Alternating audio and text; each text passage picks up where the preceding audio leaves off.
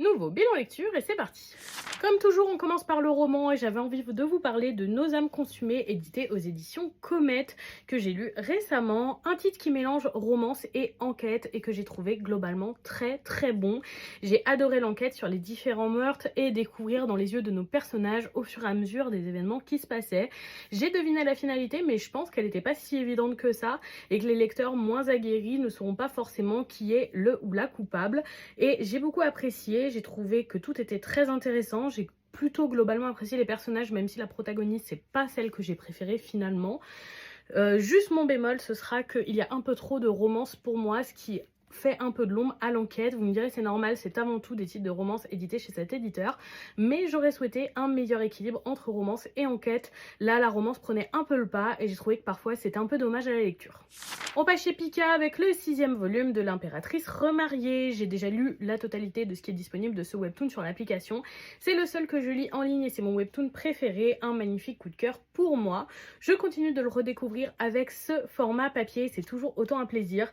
Ce tome est le tome décisif du divorce et je m'en délecte toujours autant. Cette lecture est absolument excellente et je vous la recommande les yeux fermés. On passe chez Glénat avec le second et dernier volume de Printemps et Tempête. J'avais trouvé le premier volume d'occasion et je m'étais dit pourquoi pas.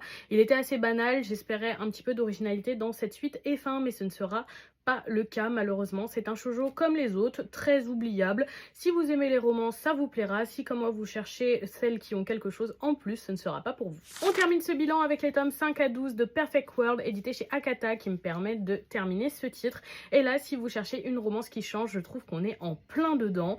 J'ai absolument adoré ma lecture de ce titre qui va parler de romance mais surtout de handicap. Dans les tomes 5 à 9, on a donc notre couple qui va un petit peu se tourner autour. Il va se passer divers éléments.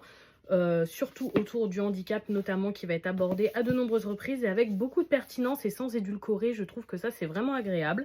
Je pensais que le titre s'arrêtait, quand j'ai lu la fin du tome 9 je me suis dit ah ça doit être la finalité du titre, mais non, on a 3 tomes supplémentaires qui vont de 10 à 12 qui vont venir parler d'autres sujets très très forts, notamment concevoir un enfant, l'échec que ça peut représenter, la PMA et l'adoption. C'était super bien abordé, super intéressant. J'ai trouvé que tout était écrit dans une grande bienveillance avec des personnages attachants et de bonnes réflexions et la difficulté des choses n'a pas été mise de côté, donc vraiment je recommande fortement.